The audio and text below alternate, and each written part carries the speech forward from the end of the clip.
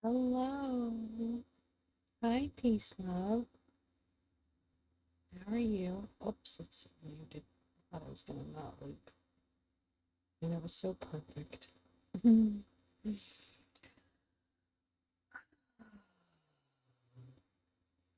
Different lounge tonight. That's okay. Different is okay. I wonder, however, if the fan that I have running is a bit.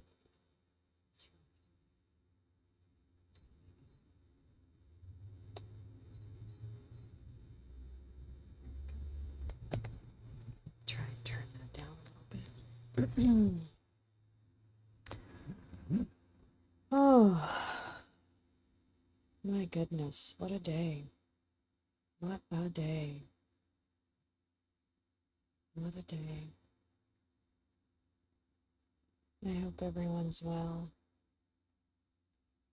I'm pretty good, actually. All things being equal. I think that today was a very challenging day in many respects. The Navalny thing really hit me hard. Um,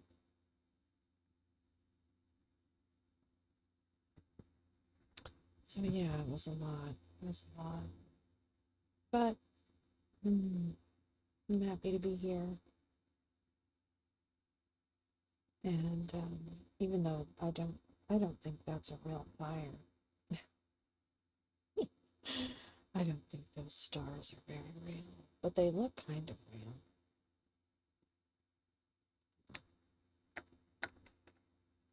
Maybe portions of the portions of the video are real, I suppose. So really, I wanted to finish reading, but I also wanted to still have the feeling of the lounge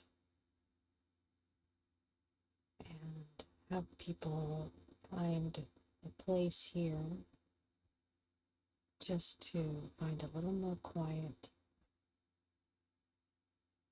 to end a very hectic week.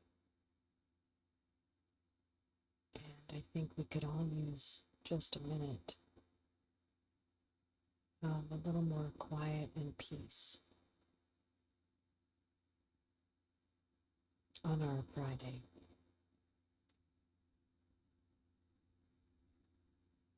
So I'm glad that I'm certainly glad I'm here. I'm, I am a person who operates better in the light day. And I am always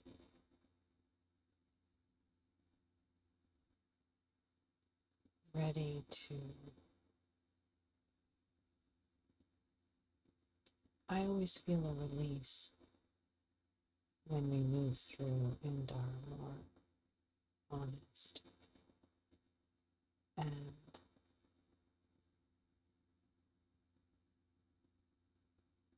I think right as I started to really have a breakdown, a friend of mine said to me, and I can't remember exactly how he said it, but he said, you know, when they look at her,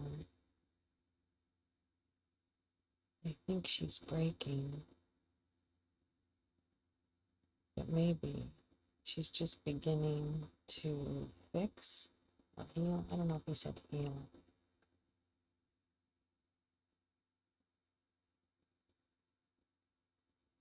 Or something about putting yourself back together. She was just putting herself back together. That's what it was. That's what it was. People looked at her and thought she was breaking, but really what she was doing was putting herself back together. And I thought, what a beautiful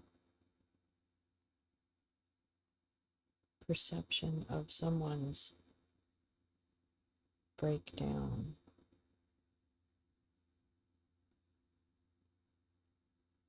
And for some reason, that perception really gave me a lot of peace.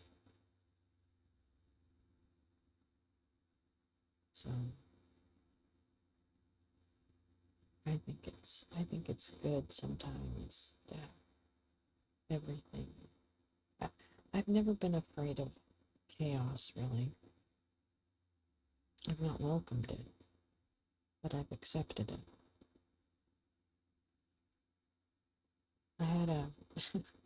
I used to run really large fundraising events, and I had a dear friend who's I think he still is, an events coordinator, big events coordinator, really quite talented, a visionary, really. Created some of the most beautiful events I've ever seen. And we were having a big annual gala, the big show. And, 500 people or something, and blah, blah, blah. And in the middle of the event, the power in the neighborhood went out. And it was right as the caterers were fixing, preparing the meal. So it was kind of a disaster. And I remember turning to run to get some kind of help from the facilities folks. And my friend put his hand on my shoulder and he said, "You don't ever have to run." And I thought, that also is one of those things that sticks with you.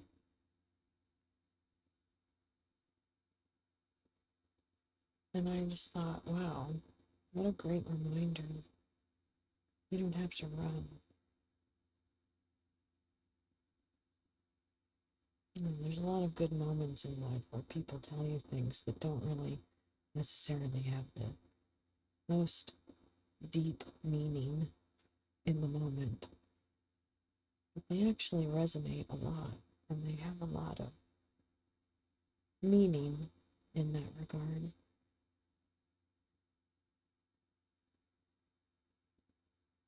So I think that's really, it's important. It's important to see something helpful in what you learn about yourself along the way, I guess.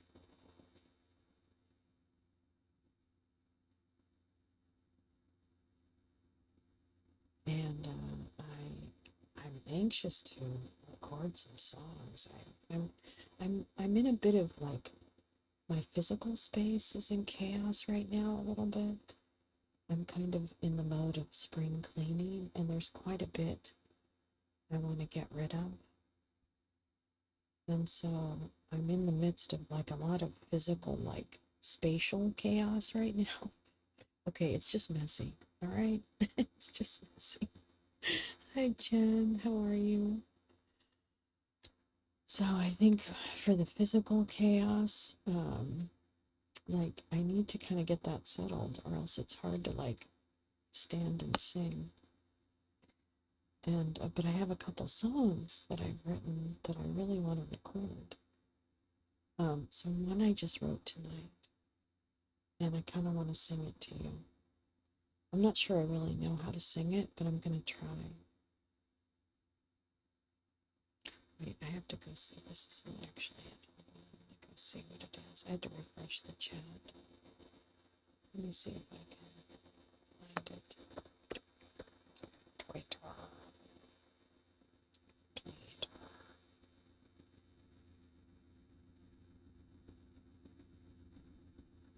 There we go.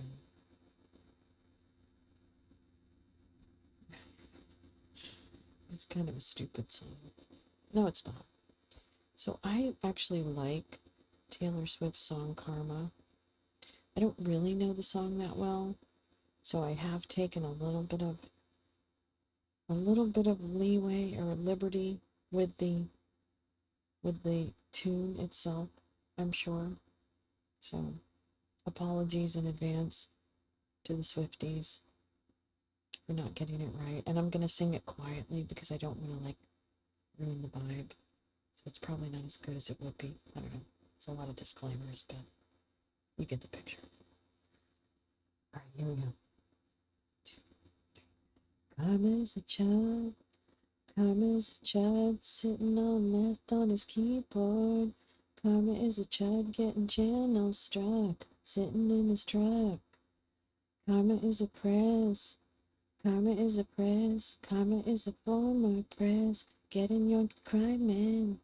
Karma is a bond set high, birching in his eye.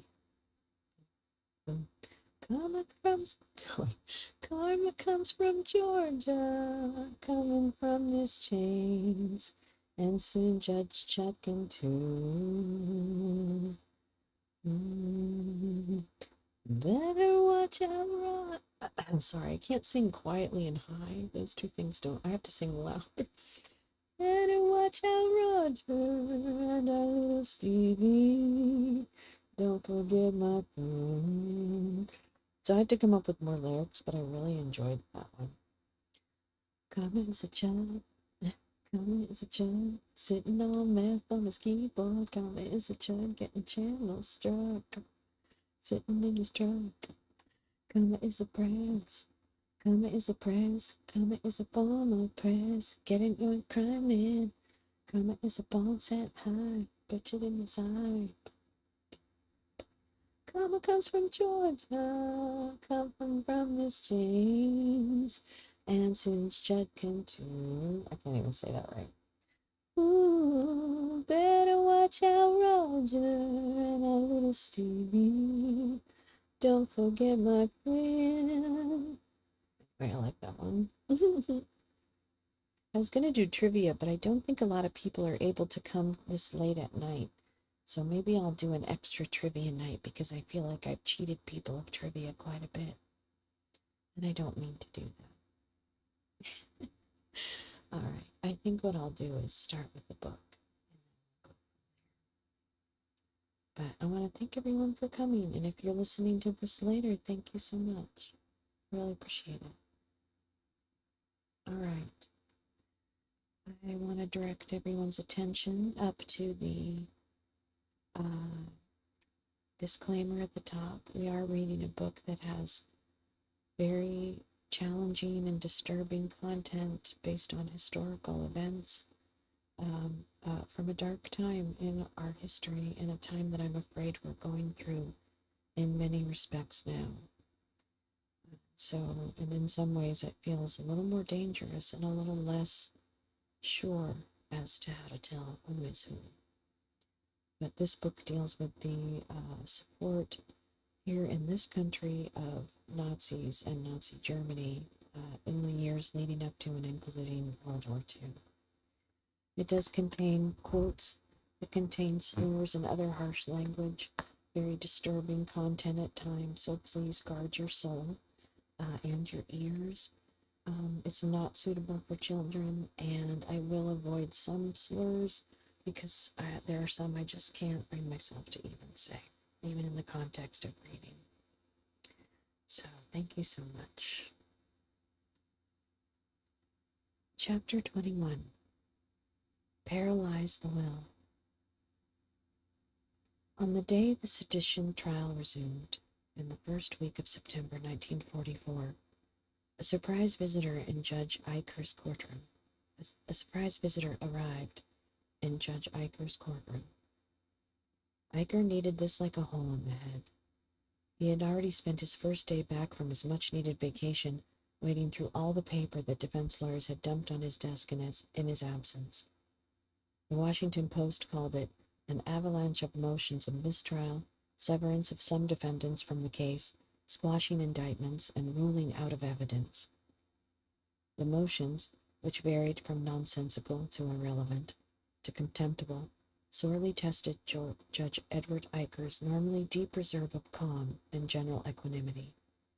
Now, on top of that, into Iker's already unruly courtroom strutted Senator William Wild Bill Langer, whose reputation preceded him, and whose own insurrectionist past had quite nearly precluded him from being seated in the Senate. Langer was not someone who practiced the fine art of reason and compromise, says historian Nancy Beck Young. His style was aggressive and in your face. Good evening, and he saw this as a headline-grabbing moment. He saw it as a way to poke a stick in the eye of the Roosevelt administration. Langer had already secretly provided one of the defendants with a lawyer whom Iker had then tossed off the case for bad behavior back in July. The senator made multiple visits to the D.C. jail to show his solidarity with 8 defendants who spent the duration of the trial in custody because they were unable to make bail. Well, isn't that interesting that a senator would be visiting those who want to overthrow the government while they sit in jail awaiting trial? Sounds familiar, doesn't it? He socialized openly with the defendant, Elizabeth Dillon, who could afford bail. Langer even hosted her for conferences at his Senate office. Now, in the courtroom, Wild Bill threw his arm around some of the defendants, whispered unheard confidences with them, laughed with them, made his presence in the courtroom in support of them as ostentatious as he possibly could. He spent a good bit of time in serious conversation with Nazi agent George Sylvester Viereck, mastermind of the Hitler government's propaganda operation in America. As disruptive as Langer was to the already nearly ungovernable proceedings, Iker couldn't exactly shoo a sitting U.S. senator from his courtroom. Well, theoretically he could, but Iker would never. After 2 days at the trial, Wild Bill was back in the Senate chamber, where he commandeered the floor to call for the dismissal of all charges against all defendants in the sedition trial. Iker's court was in recess that day, so among the spectators in the gallery for Langer's speech was the defendant Lawrence Dennis, who might himself have been the author of a good bit of Langer's oration. The senator spoke for more than 2 hours. He cast the defendants who were being held in the D.C. jail as political prisoners. The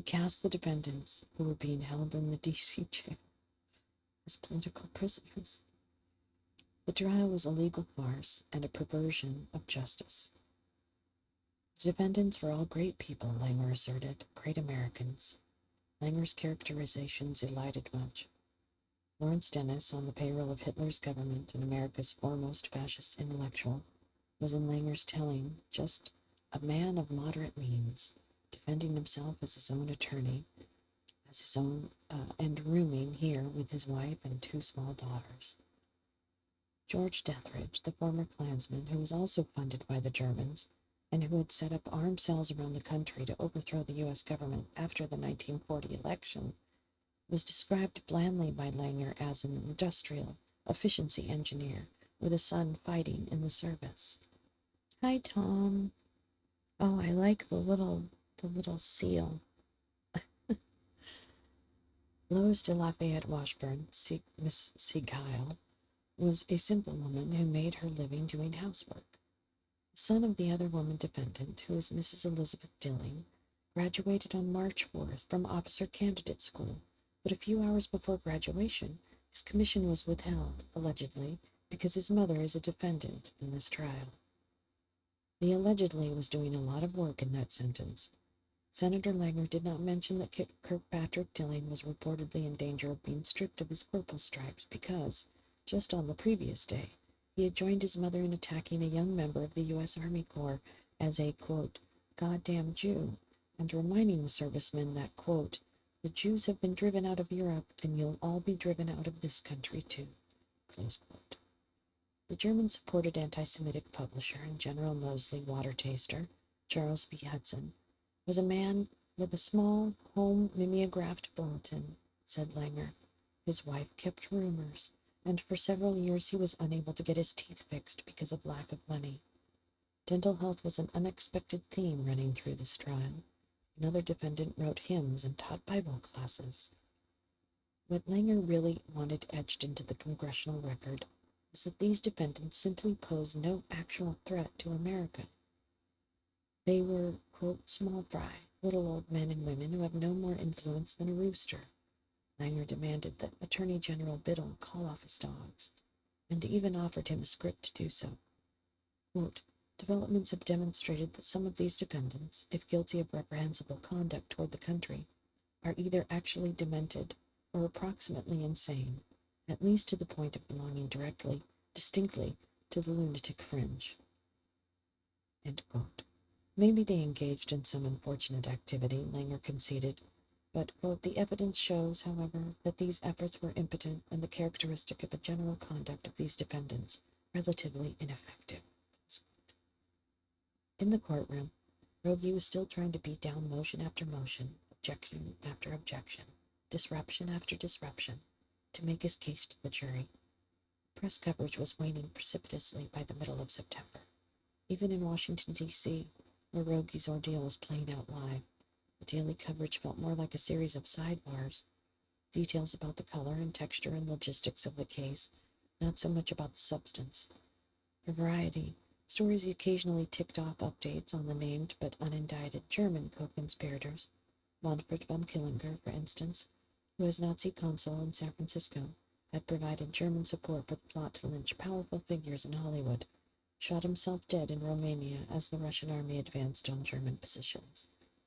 One less alleged co-conspirator for the indictment, then. The Washington Evening Star worked up a juicy little feature on the logistics of feeding the 8 sedition defendants who were being held in jail. The medical officer at the jail had worked out a strict dietary schedule, which was reportedly a step up from regular inmate fare on account of the difficulties of the trial schedule. Fruit juice and eggs for breakfast for staying power, and a packed sandwich for lunch at the courthouse, where the defendants could also get hot soup and coffee. The alleged seditionists got 2 portions of beefsteak each week, but small portions. And because the prisoners returned to jail from the courthouse after the evening meal was over, the wardens had arranged to keep their dinner plates warm. 3 of the 8 had to be put on special diets. No fried chicken, no pork chops, because of tummy issues. The medical officer at the jail would not divulge the identities of the gastrically impaired to the Star's intrepid reporter, but did explain that the trio had been, quote, nervous and jittery while on the normal prison diet. There were reports that the court-appointed defense attorneys, who were not being paid to provide counsel, had pled with Judge Iger to shift the trial hours to the afternoon and evening. The attorneys wanted their mornings free to make a living. There was also much speculation in the press about how long the trial would drag on. Some reporters figured the prosecution's presentation might go into 1945, and with 26 separate defense cases to make after that, well, there was no telling. The auditor for the district court was able to knock down outlandish estimates that the trial was going to cost taxpayers upwards of $1 million. The actual cost, to date, to the penny, was $65,819.73, going back to the early grand juries of 1941. He expected the final tally to come in around 85,000. Lunatic French. By the fall, any news of the sedition trial that editors deemed worthy of the front page was invariably below the fold. Headline stories were about the war in Europe, which had a way of making everything seem much less urgent. Allied troops had taken the beaches of Normandy on D-Day, just a few weeks after Rogie began to mount his case for the prosecution. That's okay, Karen. Welcome. You're not late. The Allied breakout across France followed in the next few weeks. A few days after Judge Iger called the 2-week summer recess, the Allies had liberated Paris from Nazi rule. Victorious Allied troops paraded down Avenue des Champs-Élysées, through the throngs of cheering liberated French, and just kept going. They chased the fleeing German military across France, Holland, Belgium, Luxembourg, and right up to the Siegfried Line. Quote, a solid front from the North Sea to the Mediterranean was formed by a junction of General George S. Patton's Third Army and the Seventh Army of Lieutenant General Alexander Patch. The Washington Evening Star reported on the very same day it wrote up the story about the sedition defendants' sour tummies. First American columns had already crossed onto German soil, pointed straight for Berlin, the first time since Napoleon's day that an invading force from the west had entered Germany in more than patrol strength. The other big story that fall was the upcoming national election, which was drawing new figures into the campaign. Henry Hoke, the direct mail ad man whose intrepid work had spurred the Department of Justice investigation into the illegal Varick-led congressional franking operation, traveled to Chicago to support a candidate running against Representative Stephen Day, who had been one of Varick's most prolific and best-paid authors at Flanders Hall. Hoke also published his own book about the scandal in the lead-up to the election, in hopes that it might have a salutary effect on voter behavior. Quote, it is a sizzling document, wrote an early reviewer of Hoke's book on September 10, 1944. One can only say that Blackmail should be read, and thoroughly, by every American. 8 weeks later, on November 7, 1944, the president who had been leading the country in the war against the Nazis, Franklin Delano Roosevelt, won an unprecedented fourth term with 432 electoral votes to Thomas E. Dewey's 99. Roosevelt's Democrats gained 22 seats in the House and protected their whopping 19-vote cushion in the Senate. The beauty of that election, though, was in the finer details. Members of Congress who had been in on Varick's scheme paid the price. Robert Bryce Bill DeWall Reynolds lost his seat in the U.S. Senate, and so did Gerald Nye. Stephen Day was shellacked in Illinois. The big get was Hamilton Fish, who suffered his first and only election defeat in 25 years. The campaign against him focused almost exclusively on his Nazi ties. The Republican presidential nominee, Dewey, who was also the governor of Fish's home state, had felt the need to publicly repudiate the veteran congressman during the campaign. Hamilton Fish was about as gracious a loser as you might expect. Quote, I admit publicly that my defeat should be largely credited to communistic and red forces from New York City, backed by a large slush fund, probably exceeding $250,000, he said. He added that he was fearful that the overwhelming election of President Roosevelt is a step toward setting up a one-man and one-party government in our own country. I'm just going to stop right there because there were so many things throughout that last section. I just want to mention, too, that my father often talked about when he was liberated from POW camp.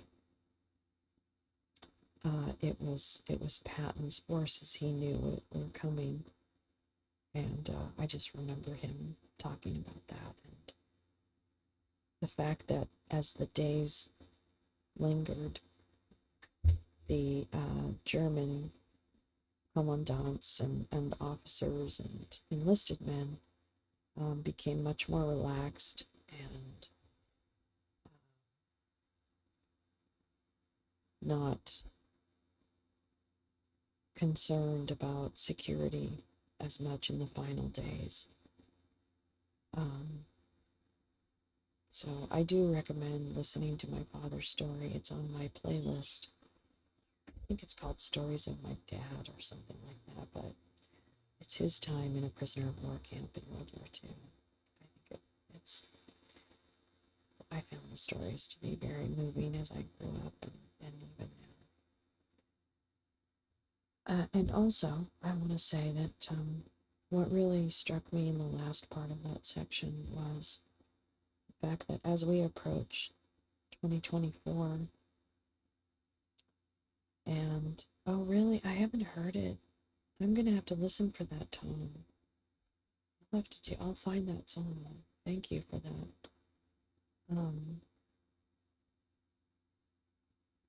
But I think it is important to really talk about congressional candidates in relation to their role in kind of,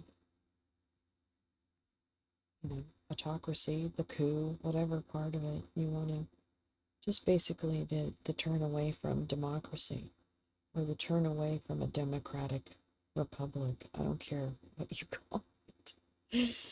So I wonder if that's not a good messaging point, that really tying people to their, to their frequent bad acts. It's not even like it's not maligning someone.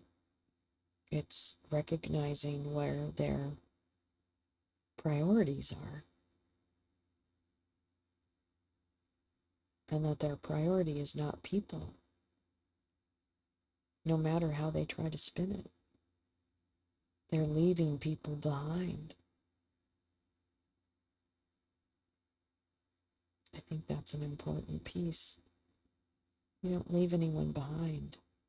If you're a representative, you're a servant leader in that regard. It's the way I always felt.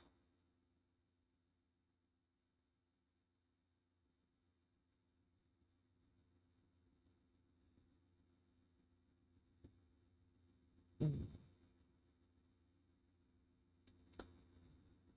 In the fall of 1944, the Daily Reporter contingent in the courtroom had dwindled from 40 down to 4 regulars, according to the New York Times. The press and America in general had simply lost interest after more than 6 months of watching the prosecutorial wheels spinning in the mud. Washington reporter Carter Brooke Jones, one of the few regulars, estimated the word count, witness testimony, objections, motions made and denied, and made and denied, and all the catcalls and the caterwauling that made it into the record, at more than 2 million. One at a time, please, was an oft-used phrase by Judge Eicher, but there was no way for the stenographer to convey in words the jurist's depth of exasperation. The transcript, which surpassed 13,000 pages in the middle of October, was overwhelming. It was impossible to parse, even for reporters, who were trained and professional observers, let alone, presumably, for the regular Joe jurors. But for anyone willing to slog through it, it emerges in that record that in the weeks before and after the 1944 elections, John Rogie was beginning to unearth some fascinating artifacts. The trial, in substance, was becoming downright intriguing to anybody who was there to see it.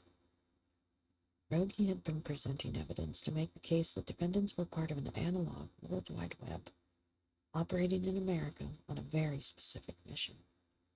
In mid-October, Rogie put Dr. Hermann Rushnin on the witness stand to expound on the man who created that web, unindicted co-conspirator number 1 in Rogie's indictment, Adolf Hitler.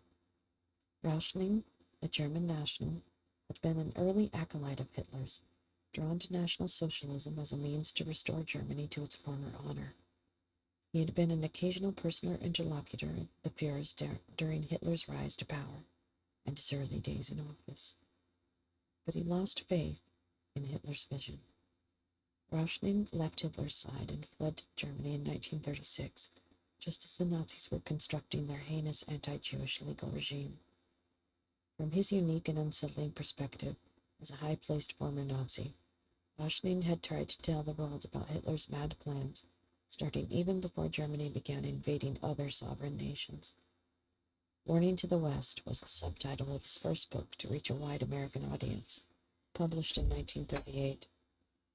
Rushnin had been met with plenty of wariness and criticism in 1938, before Hitler began his headlong run at world domination. By the time of his appearance at the sedition trial at the end of 1944, his warnings, viewed in hindsight, had clearly been prescient. With so many of his darkest prophecies about Hitler having come to pass, Rushnin made a very compelling and very expert witness. In his testimony, Dr. Hermann Rushnin invited the jury into the private dining rooms and Nazi leadership conferences circa 1933, When Hitler was gaming out the strategy and tactics, he was already setting in motion to target America. Hitler had by then started sending special Nazi agents into major cities all over the United States. In fact, this was the moment Leon Lewis, in Los Angeles, first realized what Hitler was up to and began recruiting undercover agents to document it. Hitler had already sent a man to that crucial West Coast city to organize the Friends of New Germany and other civic programs. This included setting up the Aryan bookstore, which accepted and distributed tons of Nazi propaganda shipped in from Germany and secretly offloaded at the ports of Los Angeles, San Diego, and San Francisco.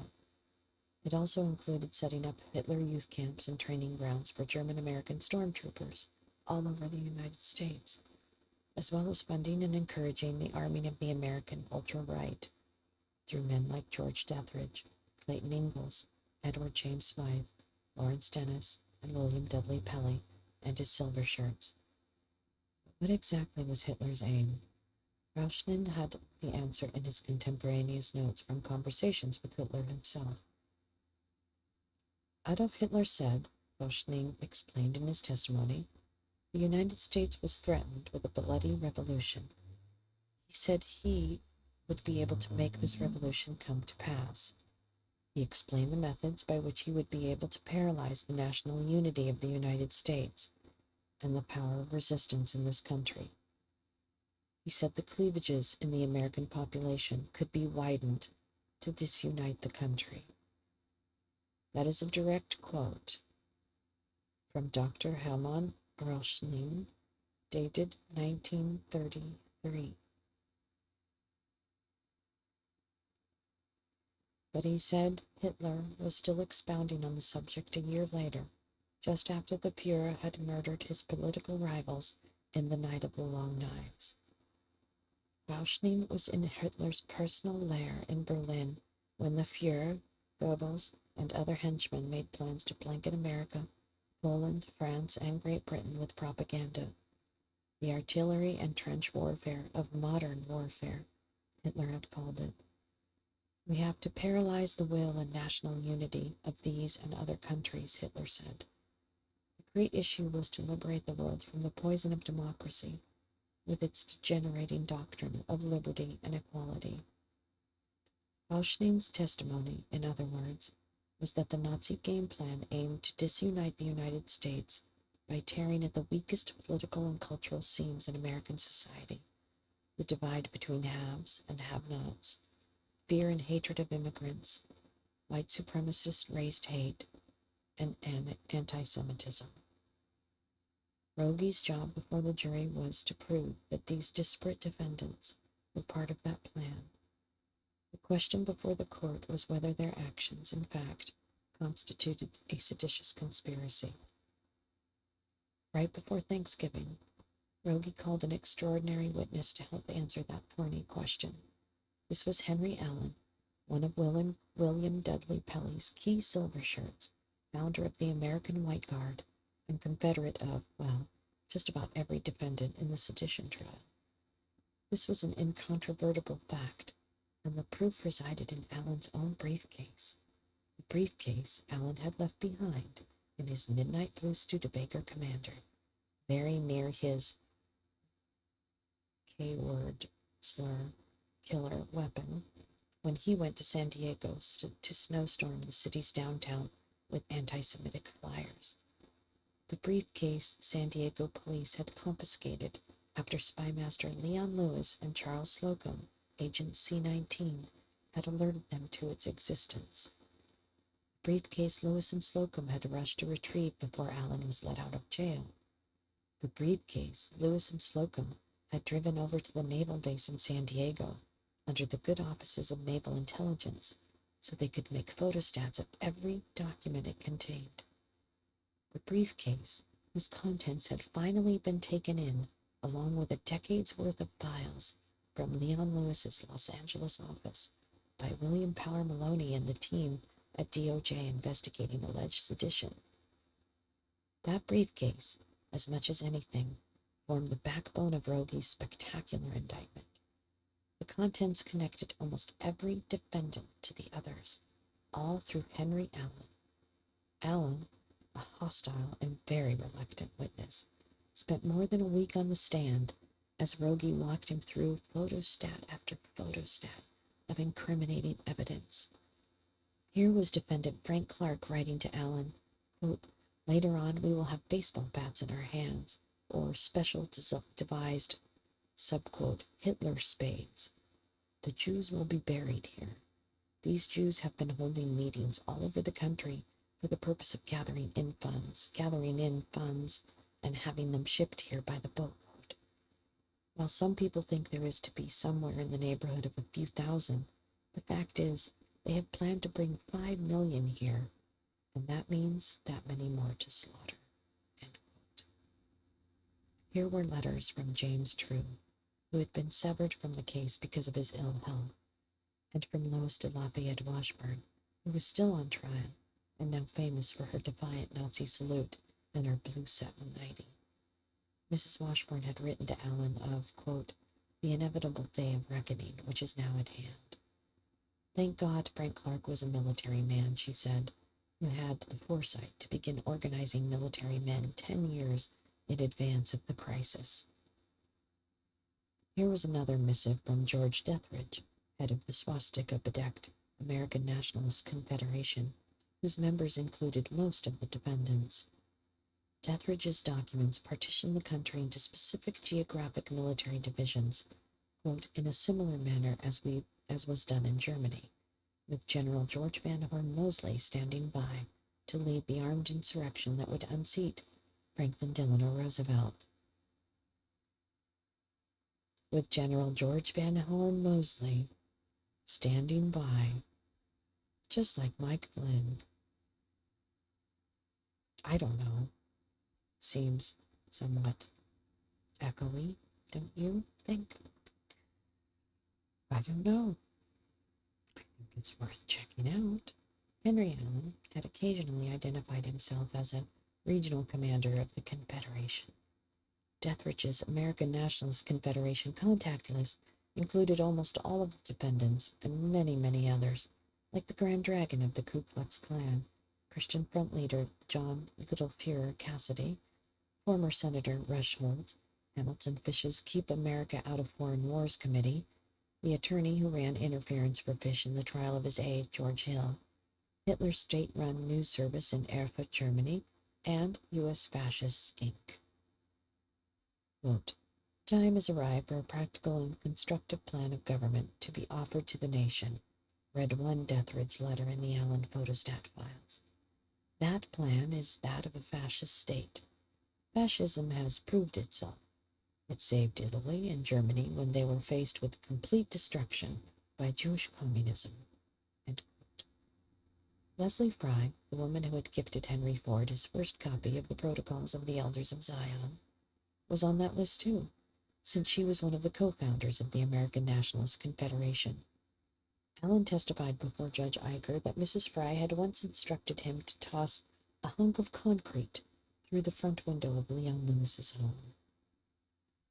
When Henry Allen finished his 9-day run facing direct examination, cross-examination, and redirect on November 28, 1944, Rogie's legal theory of the conspiracy no longer seemed merely theoretical. This was a big week of breakthroughs. American troops in Europe had breached a key barrier in Germany when the first armored forces crossed the Rhine. The German military was retreating at speed under a pounding by Allied bombers all along the advancing 400-mile front. And John Rogie was maybe starting to break through all the noise and chaos in the courtroom. Just going to take a little drink.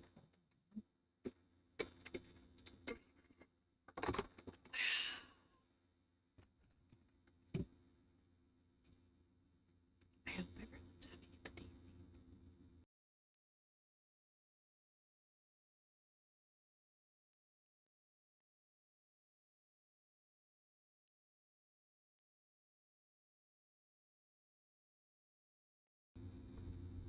And for those of you who may have missed it, I found a way to bring the lounge music back into the lounge. It's so good, Karen. It's so good. It makes me want to read her other books. I haven't read her other books. So thank you. Yeah, I'm enjoying it. I'm learning a lot, a tremendous amount. I'm sad that I didn't learn this earlier.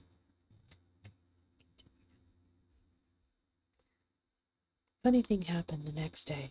Something that, even for this absurd proceeding, was almost too much to be believed. Oh, of course. Oh, thank you. I'm happy to. And I'm sure there's more that I'm missing. Oh, I know. I enjoyed the 5/8 had a great interview with Frankfurt Lucy, so I highly recommend the 5/8 tonight. A group of the sedition defendants had up and started operating what looked like a clerical assembly line. While the trial was in session, they would take an envelope, stuff it with a document, pass it down, hand address it, pass it down, seal it, pass it down, put it in a pile, and move on through the stack. One of the few regulars among the reporters still covering the trial noticed that these weren't any old envelopes the defendants had stacked in front of them. They were congressionally franked envelopes in the office of a Republican U.S. Senator, Wild Bill Langer of North Dakota. Langer had not only provided the defendants with thousands of franked envelopes, he had provided them with thousands of copies of that 2-hour speech he had made in defense of the fine Americans on the Senate floor a few months earlier. That speech was already in the congressional record, so he simply made a discount price order from the government printing office at taxpayer expense and had them delivered to Judge Eicher's court along with the franked envelopes. Then he enlisted this weird little secretarial team of accused fascists and Nazi operatives to stuff the envelopes in the courtroom so he could mail that speech out around the country, postage paid by the U.S. taxpayer. They were working the Virick playbook still, while literally in federal court. Eicher was at his wits' end. He reportedly considered a blanket contempt of court citation for all the defendants, one that would result in locking up all of them, even the ones who had made bail, until the trial was over. The judge also reportedly considered the unprecedented step of holding Senator Langer himself in contempt, which could conceivably have also included jail time for the senator. The judge considered these remedies, but he decided not to act. Not that day, anyway. Judge Eicher wasn't looking to invite any further harassment and antagonism from Capitol Hill, where supporters of the sedition defendants had already started serious talk about impeaching him. The judge's exhaustion was understandable. He had already ruled on more than 500 separate motions for mistrial. He had heard 72,000 objections made by defense lawyers and out-of-order defendants. He had levied contempt fines on 7 different defense attorneys and ordered one to jail for 90 days. He had watched for more than 7 months as the defendants and the lawyers had sung and chanted and screamed their way through such an array of delaying tactics that there were 3 million words entered in the trial transcript, which was now at 17,879 pages, weighing it of 150 pounds, a super welterweight by fight standards, and growing. The prosecution had also been able to call only 39 witnesses to that point, with more than 100 still on deck. Thereafter, the defense would get its turn to mount case 2, a full and fair defense for each of the remaining 26 defendants. There really was no end in sight. For more than 7 months, Time magazine noted, Judge Eicher had banged a tireless, ineffectual gavel at a score of jack-in-the-box defense lawyers, bent on turning his courtroom into a vaudeville stage. That Wednesday, November 29, 1944, the day Langer had defendants stuffing envelopes for him in the courtroom, was maybe the toughest day to date. Judge Eicher's law clerk noticed that something seemed a little off about her boss, like he wasn't feeling well. He kept turning his back to the court during the proceedings. It looked like maybe he was trying to catch his breath. The clerk suggested to Eicher that he call an early end to the day and go home to get some rest. He insisted it was just a little indigestion and pressed on. He made it to regular quitting time, gavelled the proceedings, and to a close, went home, had dinner, and went to bed. When his wife went to wake him at 6 o'clock the next morning, he was dead. Died in his sleep. 65 years old. Heart attack. The widely accepted consensus that the pressure of the trial had killed Judge Edward Clayton Eicher. and it was hard to argue otherwise. Some of the alleged seditionists had a different take. Charles B. Hudson called the judge's heart attack an act of God, according to a report from the Washington Post. One of his co-defendants, according to that same report, took partial credit. Gerald Renrod said he had seen a vision predicting the judge's death and had, quote, stayed up all night praying for exactly this kind of deliverance. Whatever the actual cause, Judge Eicher's death was an unmitigated disaster for John Rogie. The federal court could not simply slot in a new judge and pick up where the trial left off, not unless all the defendants signed off, and they did not. A replacement judge took the bench just long enough to declare a mistrial, leaving the Justice Department with a decision to make. Would they start all over with a new trial from the beginning, take it from the top? Attorney General Francis Biddle decided instead to take a breath, to hold the decision in abeyance. But it seemed obvious where he was headed. Faced with the prospect of starting the whole proceeding all over again from jump, recognizing what a chaotic mess it had been the first go-around, and how much criticism of the Justice Department it had stirred up on Capitol Hill among the defendants' allies, Biddle was inclined to take a pass. The Attorney General's sentiments were not a secret around the halls of the department, or a surprise, or a cause for much criticism. John Rogie stood apart. For Rogie, the idea of abandoning the case was crushing. He had tried and failed to convict members of the Christian Front in New York in the last big sedition trial of the era. He had now tried and failed to convict this band of alleged seditionists as well, many of whom had been working with members of Congress who had injected themselves into this trial. And in this case, he didn't even get the chance to have a jury render a verdict. This was his own side just giving in. The Justice Department seemed to be walking away. John Rogie was not. That's the end of chapter 21. I will take a moment to have a smoke, and then I will read chapter 22. We're going to finish the book tonight.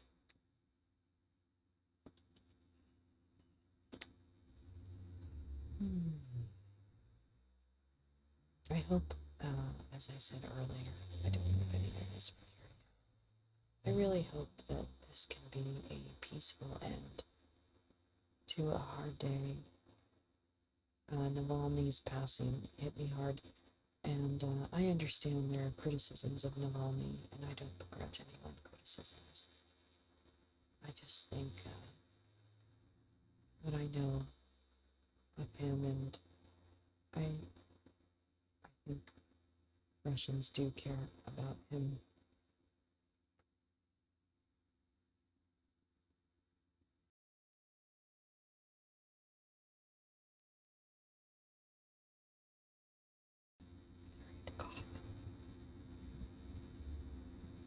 And speaking of next books, Tom, we need to choose another book, people, everybody, loungers. So, be thinking about what is the next bedtime story from Lolo that you want me to read. Oh, wonderful. Thanks, Tom. All right, chapter 22, Wise Choices. The top political appointees in the U.S. Department of Justice spent an uncomfortable several days at the end of October 1946 tracking one of their own, an assistant attorney general, perhaps the most famous assistant attorney general in the long history of assistant attorneys general, who was then careering across the United States, from Philadelphia to New York to Seattle. O. John Rogie had asked for a 2-week leave of absence from the department. Oh, I don't remember. It was something, sorry to break. Oh, that's right, Tom. You're reading the article. I think it was either Ann Nelson or Ruth Ben Ghiat. You're right. There was another one. I'm sure I took a screenshot. I'll check my screenshots for that. Thanks for that reminder. There we go. John Rogie had asked for a 2-week leave of absence from the department, but appeared to be embarked on a personal mission in the form of a nationwide speaking tour. Unfortunately for his once promising career, the message he was intent on bringing to the American people was a disconcerting one, which a country just emerging from a long, bloody fight was not eager to receive. The war, I'll let the Fast and the Furious drive by. Thank you. The war in Europe and the Pacific was finally over. The country, at last unburdened of the immense responsibility it had chosen to accept, was understandably hungry for normalcy, for freedom from the epic weight the country had shouldered the past 5 years. Neither was it the sort of message Rogi's political bosses at the Department of Justice wanted splashed across the front pages of newspapers. DOJ, too, was ready to move on. But John Rogi did not always show a talent for reading the room. He was determined to deliver the news as he saw fit, to tell the American people the truth whether they wanted to hear it or not.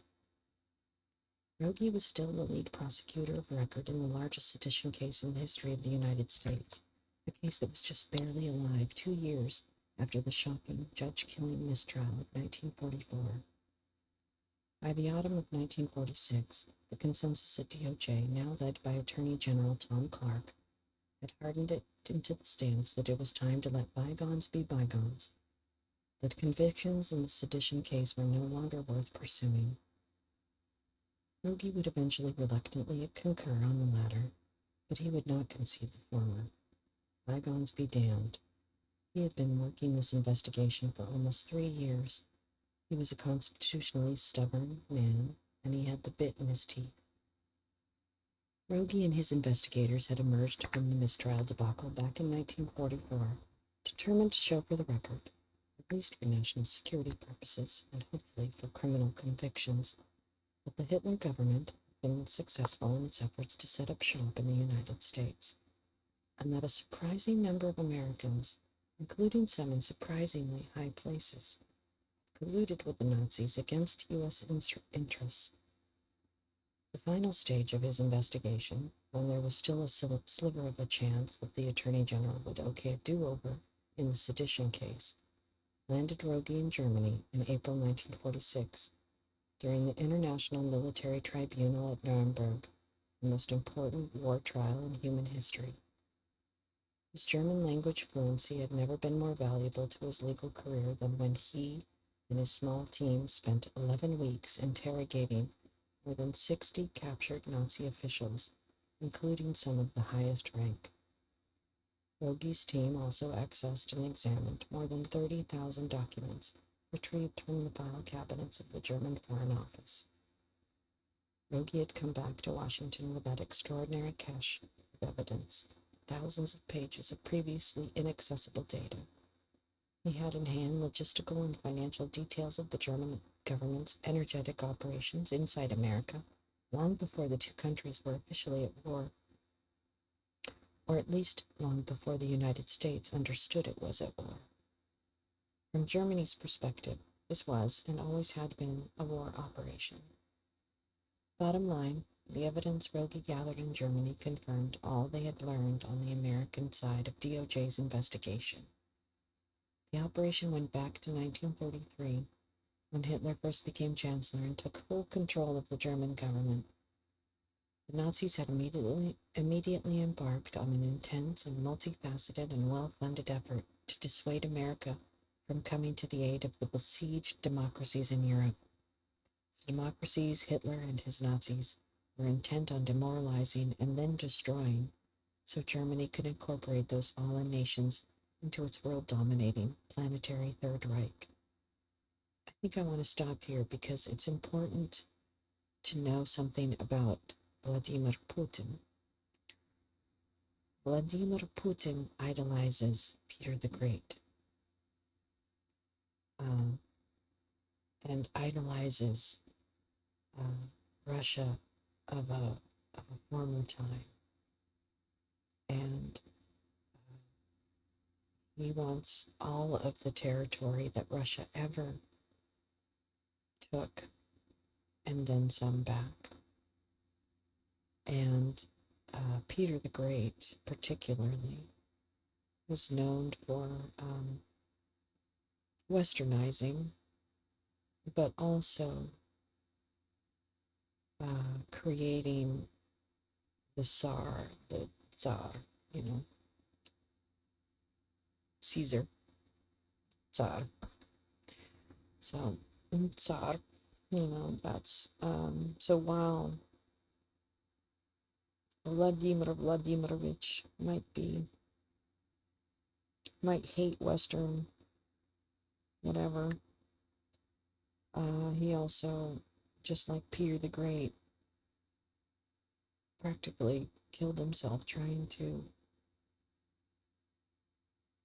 bring opulence of the West into Russia. So Putin is much more like Peter the Great than he realizes, or that he may want to. I don't know. Maybe he's the Walmart.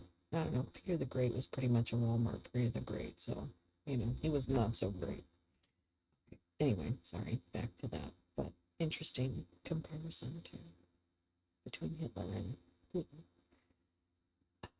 He also returned with more hard proof as to the identities of Americans who had aided and abetted Hitler in his Keep America Out of Foreign Wars campaign, and hard proof of the specific emoluments these agents had received from the German government in exchange for their cooperation. He knew who had been paid and when and how much by Nazi agents in America. Rogi and his investigators in Germany had also found the field of Nazi fanboy and fangirl collaborators in America to be much wider than was previously known. The names on Rogi's list were not confined to the kinds of ultra-right activists and operators who had been on display in the misbegotten Great Sedition trial of 1944. The updated list included well-known American businessmen, labor leaders, and elected officials. The interviews and files in the German government offices confirmed, yet again and beyond doubt, that members of the U.S. Congress had used the privileges of office to help further the Nazi cause. These were men of standing, and some remained on friendly terms with President Harry Truman, who had assumed office after the untimely death of Franklin Delano Roosevelt in the spring of 1945. When Attorney General Clark read Rogi's preliminary report of his findings in Germany, he did not particularly like what he saw. Clark suggested the removal of certain of the more bold-faced names, especially the elected officials. Many of these men had exercised poor judgment, true. Others had likely been duped by clever German operatives like George Sylvester Bierich. But, big picture, the war was over after all. The good guys had won. The United States and its allies had wiped fascism and Nazism from the earth.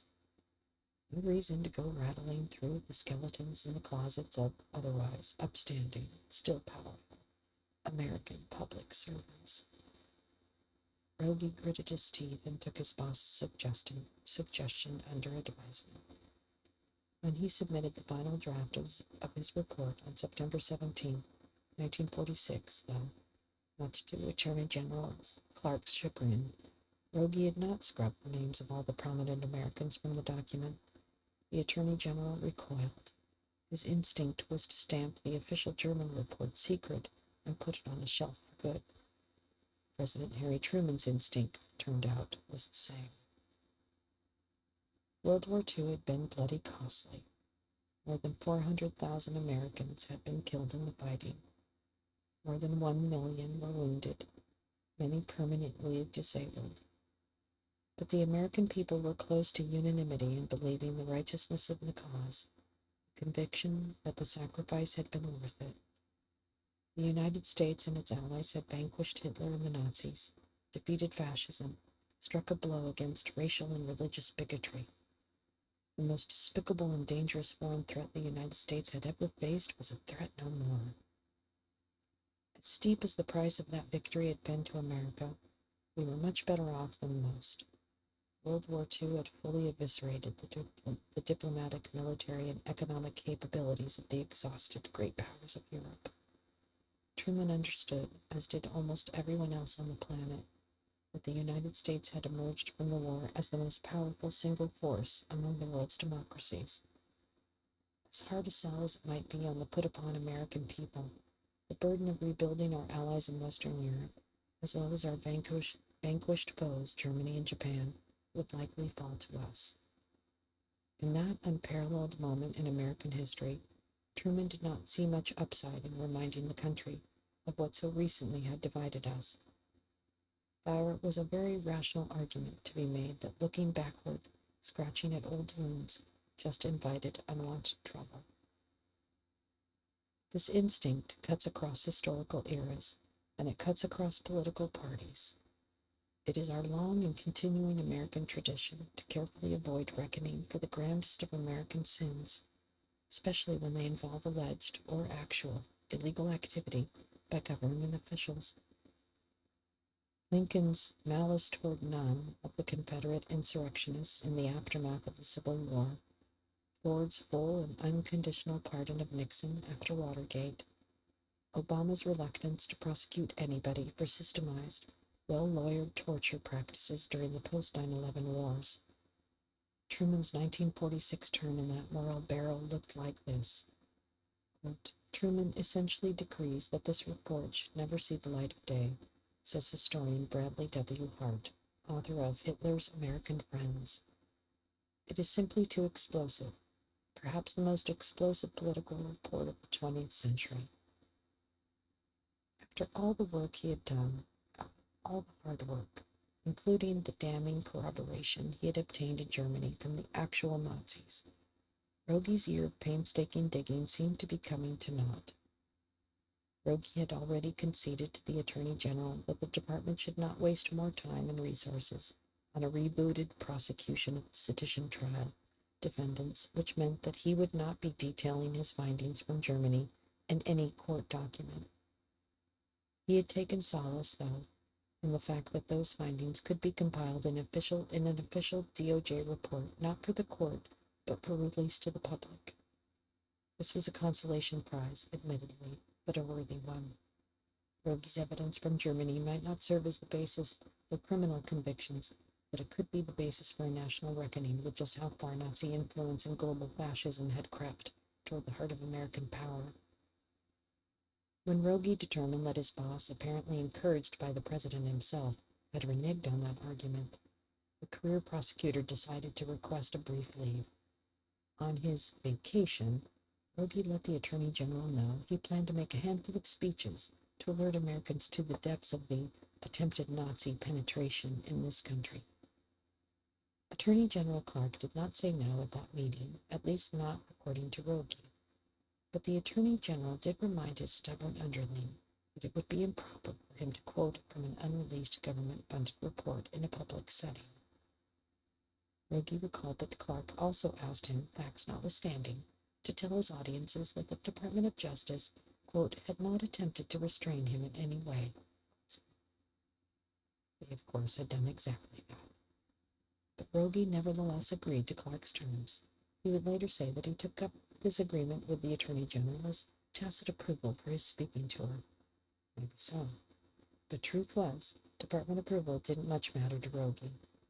He knew where this was heading. Hi, Jen.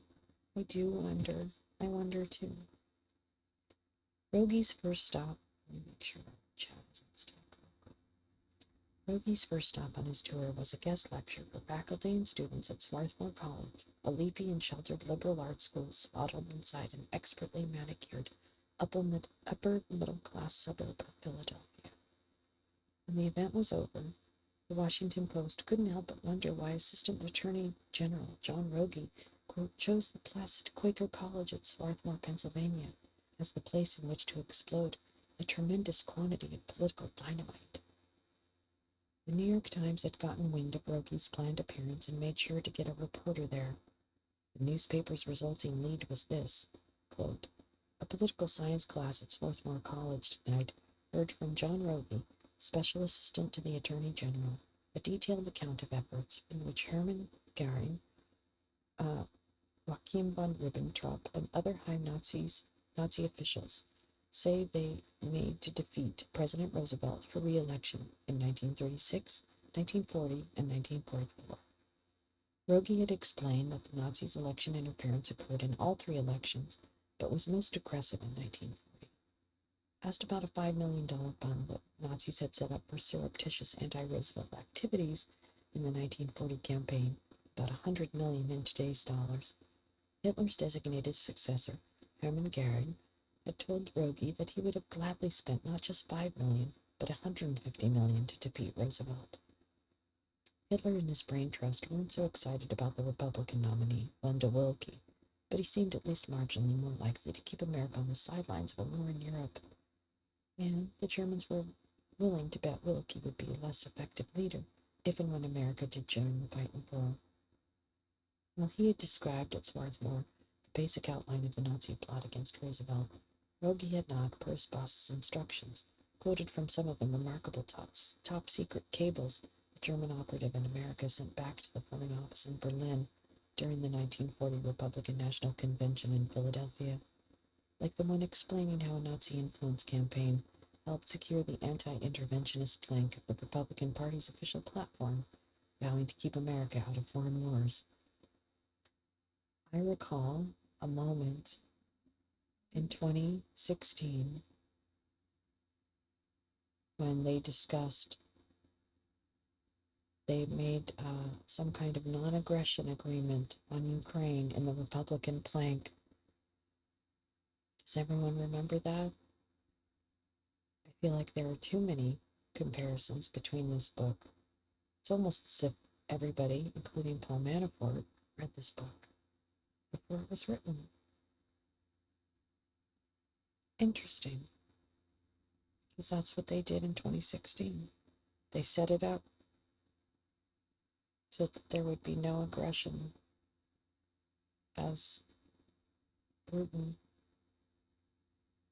took over Ukraine.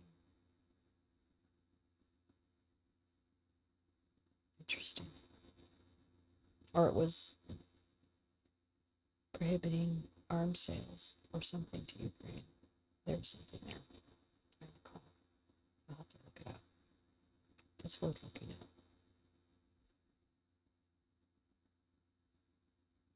While he had described at Swarthmore the basic outline of the Nazi plot against Roosevelt, Rogie had not, per his boss's instructions.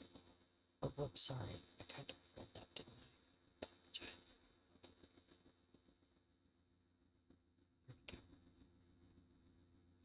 Like the one explaining how a Nazi influence campaign helped secure the anti-interventionist plank of the Republican Party's official platform, vowing to keep America out of foreign wars. Quote, the success of the isolationist Republicans in the field for foreign policy was made possible in part by the promotion campaign authorized by Telegraphic Instruction number 666 of June 17. This fact is reflected, for instance, by the circumstance that the principles of the Republican platform on foreign policy were taken almost verbatim from conspicuous full-page advertisements in the American press, example, New York Times, June 25th, page 19, which were published upon our instigation, close quote. Neither did Rogie note that the full-page advertisement in question, the one that the Germans took credit for instigating, had ostensibly been paid for by the National Committee to Keep America Out of Foreign Wars, chaired by Hamilton Fish, George Sylvester Varick's closest ally in the U.S. House of Representatives. The committee's second vice chair was John O'Connor, the attorney who tried to muzzle George Hill. The Nazi agent Varick, who was factotum Prescott Dennis, even deserved credit for conjuring the Fish for President media boomlet in the lead-up to the nominating convention. Whether or not they could get Fish onto the Republican ticket, they could not. Buzz promoting his prominence and influence in the party could only help bolster what were perceived to be his pet issues at the convention, like, say, the concerns expressed that the full-page ad in the Times attributed to him, but actually cooked up by the Hitler government. Rogie also told the Swarthmorians that in the lead-up to the same election, when the Nazis had dumped funds on a sympathetic American oil baron, he sold a lot of oil to the German Navy. He then allegedly funded one of the most powerful labor union leaders in America in his public crusade against Roosevelt. The financial sums involved here were as staggering as the standing of the Americans who were involved in these machinations. These were multi-million-dollar campaigns and schemes, conducted illegally and in secret, all targeting the U.S. public and the U.S. government, all with household name American leaders in the mix. Tom Clark was not well pleased when he read the account of Rogie's lecture in the Times the next day. Rogie had not stopped at mentioning the labor leader and the businessman involved in the Nazi election in the Nazi election interference efforts. There were also listed these Americans who, as Mr. Rogie said at Swarthmore, were reported to the Hitler government as persons who could be organized against United States participation in the war soon after the Nazi invasion of Poland in 1939, including one particularly problematic person mentioned by name in Rogie's speech and printed right there in the paper, Senator Burton K. Wheeler of Montana. Wheeler was, in 1946, about to be a former senator, having lost the Democratic primary in Montana a few months earlier. But at the time of Rogie's Swarthmore speech in October, he was finishing the last of his 4 terms in the U.S. Senate and still had friends in high places. His highest placed friend was a former Senate colleague who was now President of the United States. Very angry, Burton Wheeler marched into the White House at 11:30 on Thursday morning, October 24, 1946, 2 days after Rogie's Swarthmore event, and got an audience with his old friend Harry Truman. Truman, according to White House logs, did not entertain another guest in the Oval Office for another 4 hours. There are no known notes from that meeting, but it's a small leap to guess at the conversation. Wheeler had been insisting all over town that he was the victim of a political smear campaign from the left, all because he had been a sincere isolationist who bucked the country's drive to enter another European war. The Montanan, for example, had famously made that nationally broadcast radio speech on the American Form of the Air in January 1941, opposing President Roosevelt's plan for shoring up Britain in its fight against Hitler. The Lend-Lease program to supply military aid to the Brits would lead America directly into a war that would inevitably, as Wheeler put it, plow under every 4th American boy. But that 1941 speech was 5 years ago now, and Wheeler was tired of being hounded for what he had claimed had been a reasonable and principled stand. He wanted Truman to do something about it. His fellow Rogie was training his fire on decent, God-fearing Americans who had simply exercised their right to try to correct the country's course. What happened next is hardly surprising, but exactly who drove the action is a murky bit of history. There were credible reports at the time that the president had leaned hard on Attorney General Tom Clark, had perhaps even taken time from his plans to escort Mrs. Truman to the theater that evening, to call Clark, or even summon him to the White House and give him a talking to about controlling his staff. There was also a chance that Clark was himself in the long White House meeting with Truman and Wheeler. The Attorney General's handwritten calendar has a notation that he was expected at the Oval Office just ahead of Wheeler. Here's what we do know for certain. Attorney General Clark called a very unusual press conference, unusual in the sense that it was called after midnight, at the Department of Justice that very night after Wheeler had spent the afternoon with Truman. Then, and good thing the department was tracking Rogie on his vacation speaking tour around the country, Clark sent an urgent telex to FBI field offices out west. It took a little less than 24 hours for that message to catch up with its intended recipient. John Rogie's westbound flight ran into a patch of rough weather on the way to Seattle on the night of October 25, 1946. His airplane had been forced to touch down in Spokane a little after midnight to wait out the thunderstorm. Rogie was stuck in the Spokane airport long enough for an agent from the local FBI office to race over and ask him to confirm his name. When Rogie did so, the agent handed him a missive from hot off the DOJ telex machine. John Rogie's employment at the U.S. Department of Justice had been terminated, effective immediately, as in right there in the airport. Wait, wasn't James Comey fired on a flight? The FBI agent asked the now former special assistant to the Attorney General to hand over any official DOJ documents and materials he had on his person. Rogie patted his pockets and said all he had was his expired DOJ parking pass. The agent took it, turned on his heel, and that was that. This was Burton K. Wheeler's second DOJ win. William Patrick Maloney back in 1943 before he could bring his sedition indictments to trial, and now Maloney's successor, John Rogie, before he could release his DOJ report on sedition to the public. Attorney General Francis Biddle acceded to Wheeler's demands the first time. Now it was Attorney General Tom Clark, as well as President Truman. Whatever else there is to say about Montana's senior senator, the man had pull. Also, it's worth saying, the U.S. Department of Justice is not supposed to work this way. Even a senator with Olympian influence should not be able to arrange the firing on demand of a prosecutor leading a federal investigation in which the senator himself is adversely implicated. But in this episode in American history, it happened twice. That said, and unseemly and self-serving as it all was, Rogie had also earned that termination. He'd at least invited it. The U.S. Department of Justice speaks only through its court filings, its official statements, and its official reports for a reason. Rogie had long expected to be able to act within DOJ guidelines, to make public his report on the sedition evidence and its corroboration by captured German officials and files. He expected to do so with the blessing of the Attorney General. When that changed, Rogie decided to go public anyway. A rogue decision, and almost certainly a firing offense.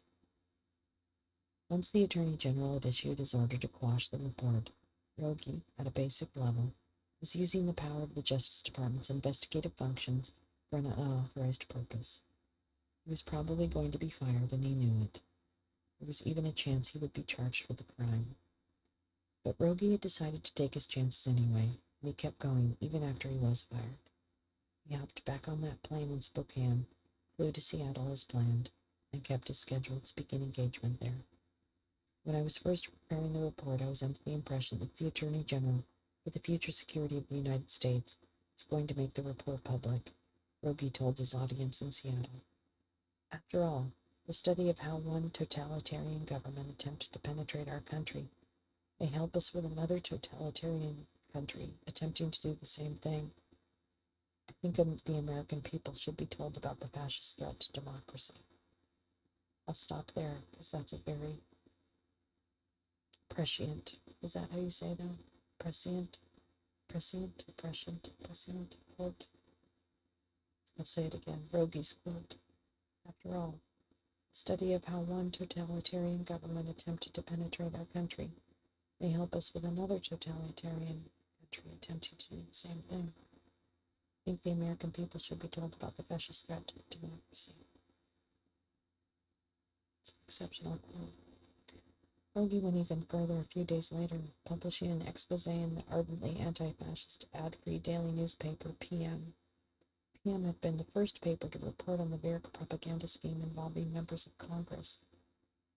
Rogie's article detailed the toxic stew of authoritarianism and collusion with foreign government bent on destroying American democracy that nearly boiled over before World War II, and might again in the future. His long article was essentially a Cliff's Notes version of the suppressed 300-plus page report Rogie had submitted to the Attorney General. He started by identifying a handful of the ultra-right American groups and individuals who had been in bed with the Nazis, most of them still free: Lawrence Dennis, William Dudley Pelley, Leslie Fry, Elizabeth Dilling, George Deatherage, James True, and Joe McWilliams, to name a few. Then Rogie shot right down the halls of Congress, publishing for the first time a full accounting of the 24 congressmen who had aided and abetted George Sylvester Verk's campaign to divide and weaken America, to render it not just incapable, but unwilling to meet the threat of Hitler and his Nazis. Rogie cataloged in print every Nazi-written speech or book or pamphlet those members of Congress had put their names on and reprinted in bulk and sent out under their free mailing privileges, and often using manpower from some of the vilest, most fascist, most anti-Semitic, most anti-democratic organizations America had ever known. Organizations and organizers who were themselves receiving support, often cash, from Nazi Germany. 24 sitting members of the U.S. Congress. The list is probably not complete, Rogie admitted. These congressmen, Rogie now knew, had colluded with Verk to produce and distribute more than 3 million separate pieces of German propaganda, all of it financed by the German government and unwittingly subsidized by the American taxpayer. The list included Representative Claire Hoffman, Senator Robert Bill Reynolds, Senator Gerald Murray. The worst offenders among the elected officials were Minnesota Senator Ernest Lundeen, New York Congressman Hamilton Fish, and Montana Senator Burton Wheeler. Rogy's dismissal and the suppression of his official report were big news and drew a lot of criticism.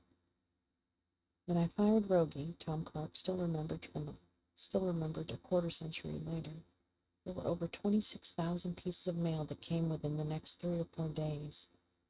President Truman was also inundated with angry letters. We threw men like Wheeler and Senator Champ Clark out of office. Then we see how the President of the USA knuckles down to them. How do you think the Gold Star mothers feel, and us veterans? I suppose the next move would be to give Coughlin or Lindbergh or Gerald L.K. Smith a high position in our government. As one artilleryman to another, here's a chance to prove yourself not a dud. Replace Tom Clark with John Rogy. There were also a raft of calls from private citizens, civic organizations, and elected officials demanding the release of Rogy's 396-page report in full. But Truman stuck to his guns. He kept that report hidden from the American public. Worse than that, he never took the time to say why he had done it. He may well have had a noble motive for this decision, but he didn't ever tell the American public what exactly that might be. America wasn't quite sure what to make of John Rogy at the end of 1946. Reporters and legal analysts noted that the former prosecutor's allegations could best be described as hearsay. This was largely true because the Justice Department, to protect famous men, had forbidden Rogy to quote directly or otherwise publicly present any of the documentary evidence he had gathered in Germany. Neither could his star witnesses from Nuremberg stand up in court to testify or be cross-examined. A week before Rogy began his 5-alarm speaking tour, Hitler's Reichsmarschall, Hermann Göring, had killed himself in his jail cell by chewing a potassium cyanide pill. The German Foreign Minister Joachim von Ribbentrop and 9 other Nazi high officials had been hanged for their war crimes. By going public with what he had learned, Rogy had stirred up a hornet's nest, according to the host who introduced him on Mutual Broadcasting System's weekly radio program, Meet the Press. 6 weeks into his one-man anti-fascist publicity tour, on December 6, 1946, Rogy got an absolute grilling from the 4 journalists in the close quarters of the Meet the Press studio. "I'd like to ask you this, Mr. Rogy," said Marquis Childs, a Washington-based newsman whose career dated to the Coolidge administration. "If you could have made this report public, what would have been the gain in public opinion? What do you want to do with the report?"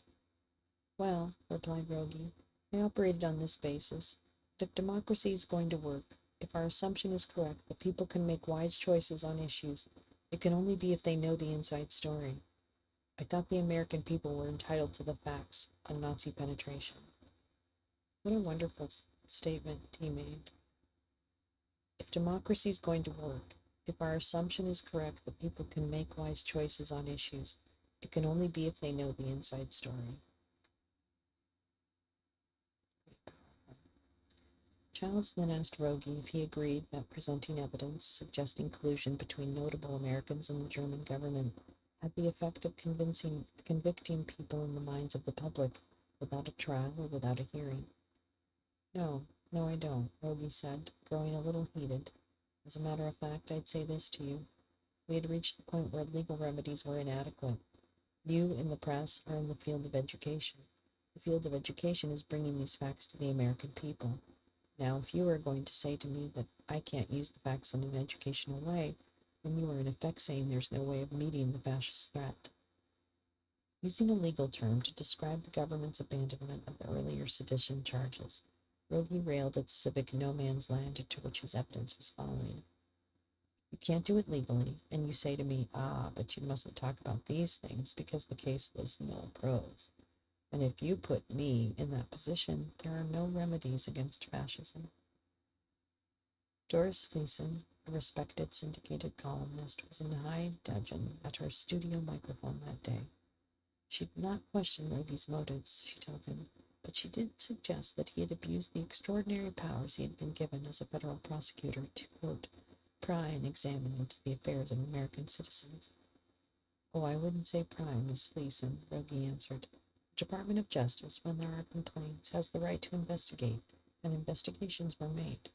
Now then, not only did I have this material, but it was my recommendation to the Department of Justice that the documents should be filed in court, explaining what we had found in the way of Nazi penetration, explaining that the defendants in the sedition case did have connections with the Nazis, explaining that legal remedies, because of the full measure of freedom of speech which our Supreme Court now gives, which is probably broader than at any time in the history of the Supreme Court, after explaining those things and saying the legal remedies are inadequate, nevertheless making those facts public and saying people should know these facts.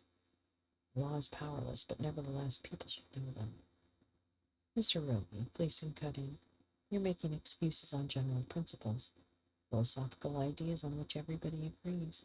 Everybody wants the public to have information.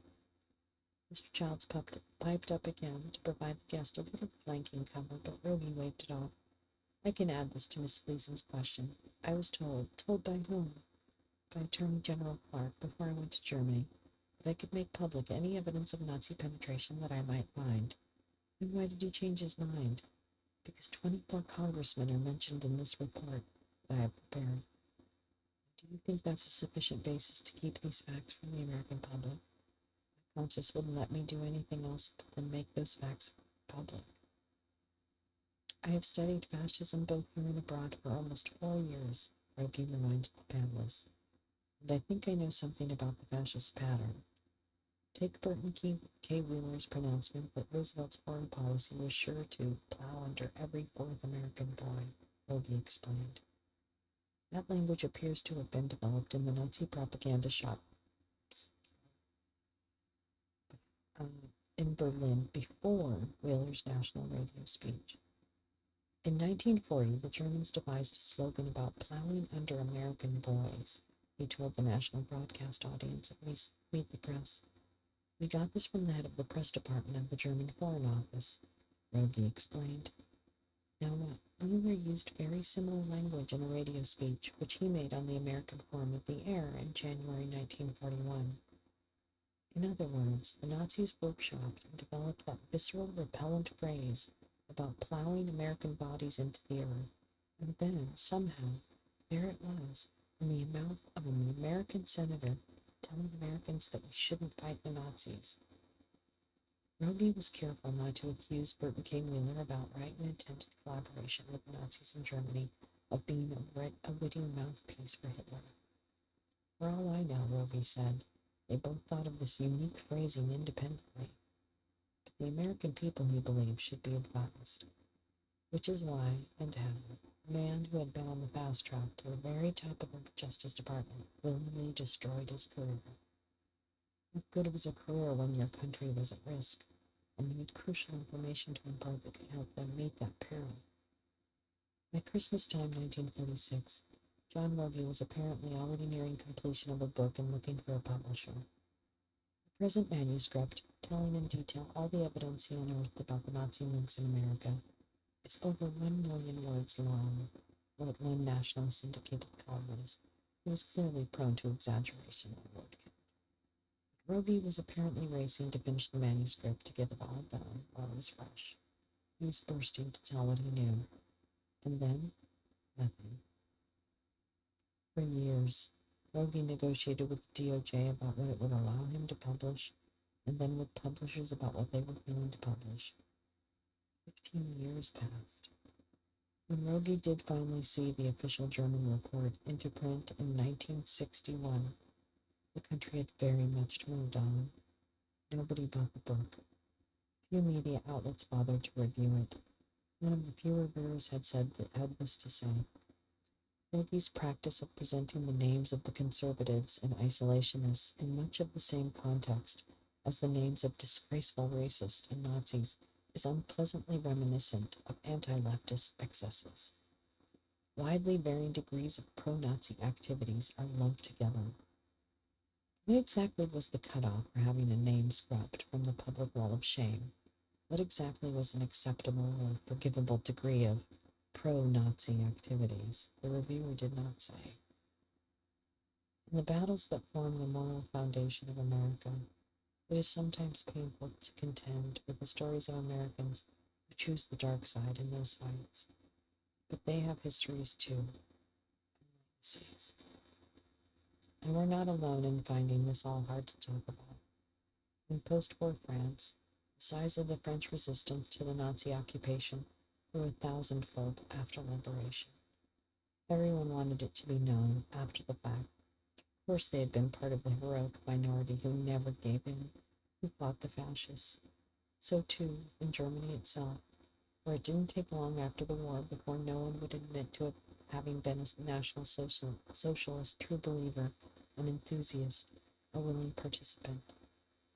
Here at home, World War II vibrates with such moral intensity for Americans that it's hard to picture, hard to believe, hard to conceive that there were Americans, let alone lots of them, who thought not just that we should stay out of the war, but that if we did decide to fight, then joining the Axis powers would be the better bet.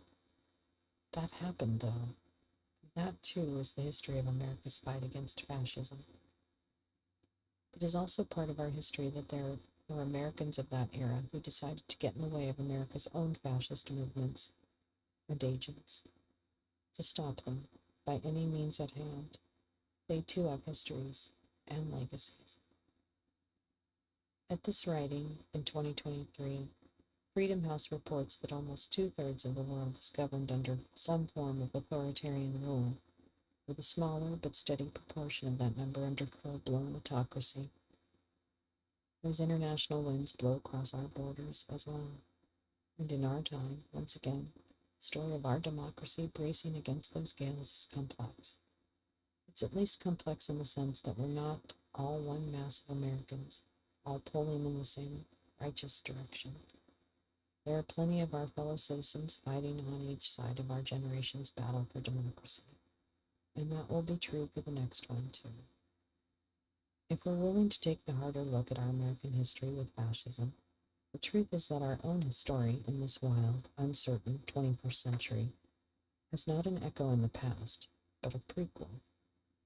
For our turn in history, and for the next time this comes around too, we have the advantage of knowing that which preceded us. The story of what it took, inside and outside the government, to stop the violent American ultra-right in the run-up to World War II. That's a gift from the smart, brave, determined, resourceful, self-sacrificing Americans who went before us. If we learn it, and we choose it, we can inherit their work. That is the conclusion of chapter 22, which is the final official chapter.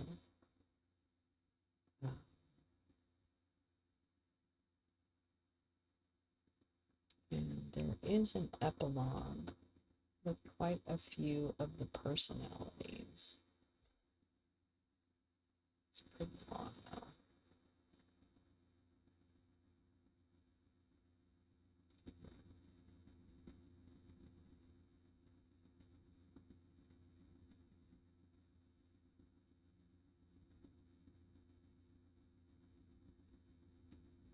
It's about 15 pages.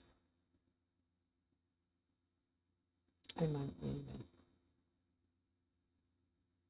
and just leave us with that uplifting. I would definitely recommend this book.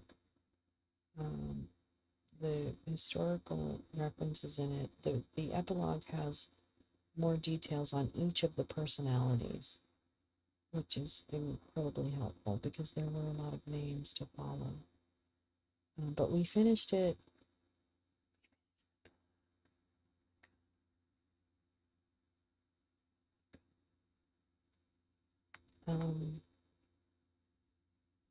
So thank you. I'll try and get back on a regular trivia schedule so that we can have our fun laughter.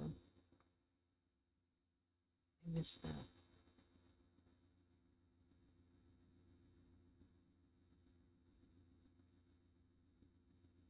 Wow, I really love that we did this. I love that we did this. Thank you so much for coming to this. I'm so grateful. I really want to read more, and this helps me, and I'm so grateful that you all, that some, that you're enjoying, or however, thank you. I'm really happy that you guys liked it. So I'll work hard on the next book, and golly, we might start that next week. I like this. I like this. I like this date. Thank you. I'm really grateful.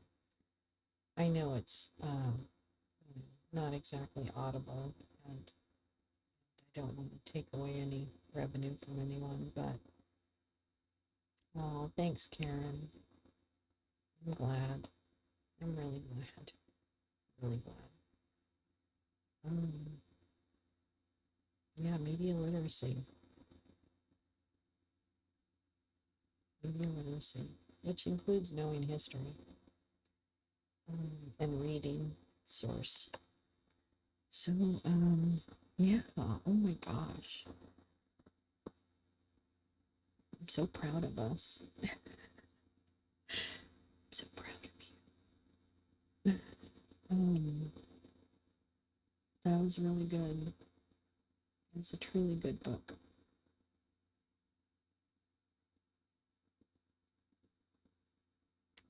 So, let's see. Oh, it's a long weekend. I hope for as many of you as possible. Or I hope if you do have to work this weekend, that goes fast and you make lots of money. I know, I kind of keep wondering when other people are going to get it too. I don't think, I understand. I don't know how to say this. I don't know how to describe it. Former high school history teacher. Oh my gosh, I love history. I really do. I guess I don't think I have the patience to be a history major in college. I always thought they had a ton of patience.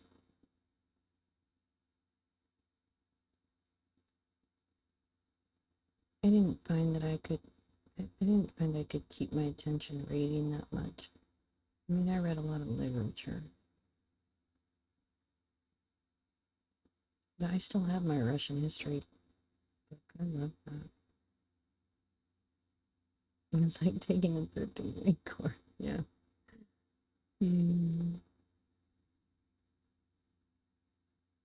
I bet. I bet. I'm paid to learn. How crazy is that?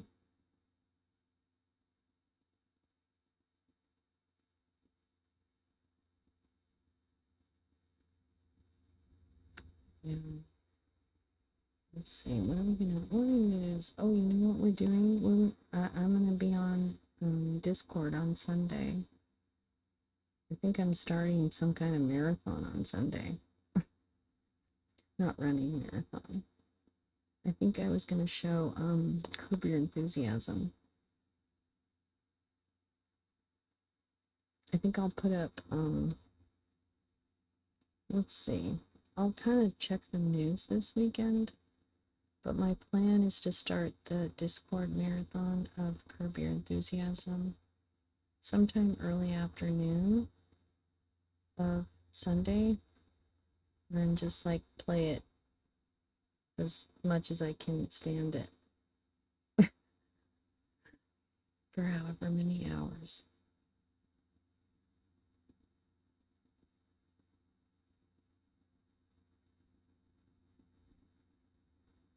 Do that.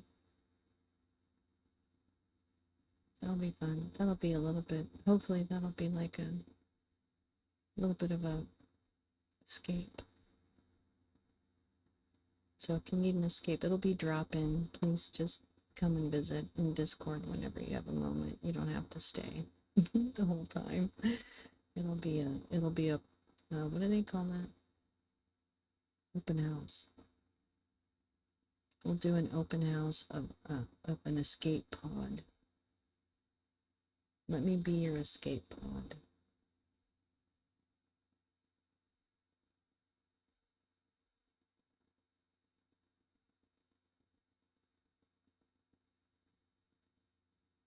I think what I want to do now, I want to show you that I was able to bring in the lounge music as a feature now. Let me show you. I'd say drink every time Cheryl shows up. Oh my god. I know it's kind of hard to even look at her, isn't it? Let me turn this down. Okay. Look, isn't this great? Watch. Oh wait, where is it?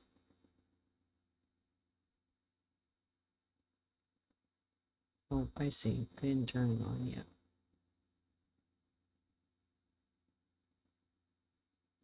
Isn't that cool? Oh, I didn't. My chat. Where's Paul? Paul's not here to tell me about the chat. New computer. Fantastic. Congratulations, Tom. How's school going? Is school going okay? It's gonna loop. The music will just keep playing. I hope school's going well, Tom. Ooh, I'm starting, I think I had sent a tweet about this a few weeks ago. I'll try and re-up it because this weekend, Bobo and I are doing starting an online self-paced American Sign Language course from the School of the Deaf. I think it's in Tennessee, but they're doing a free online, oh, no. They're doing a free online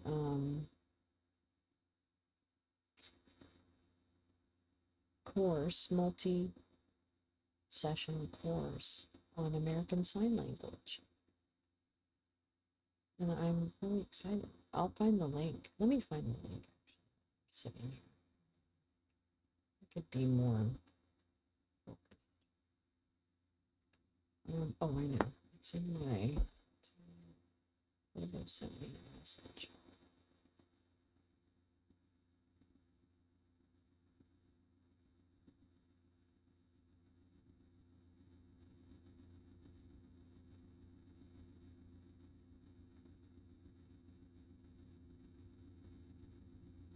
It's not there.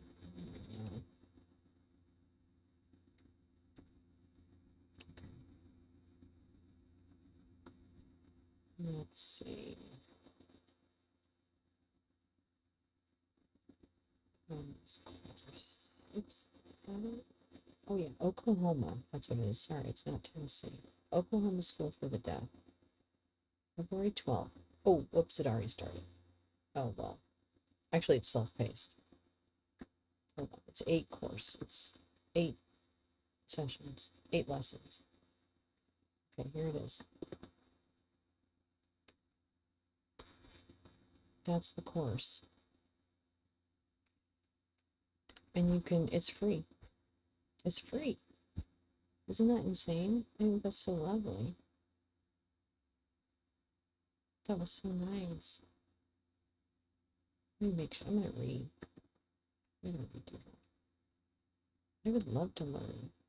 I would love to be able to help people that speak sign language. That'd be great.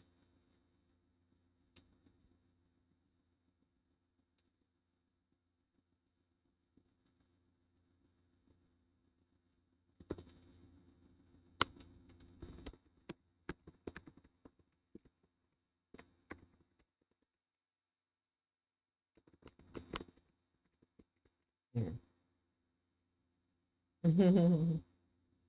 Huge crowd. That's okay. Crowds are overrated. Oh, huge crown. Oh, I thought it said crowds. I know, I can't get the crown to get smaller. I don't understand it. At least I got the wrench to be smaller because the wrench was silly. I don't put stuff in chat very much, so it's probably okay. Anyway. Oh my goodness. Well, again, oh wait, I'm gonna sing you my song on the way out. Okay? Hold on, let me turn the lounge music off. Okay. This is for those of you who weren't here in the beginning. I did write a new song today, and it's called it's a play on Taylor Swift's Karma song.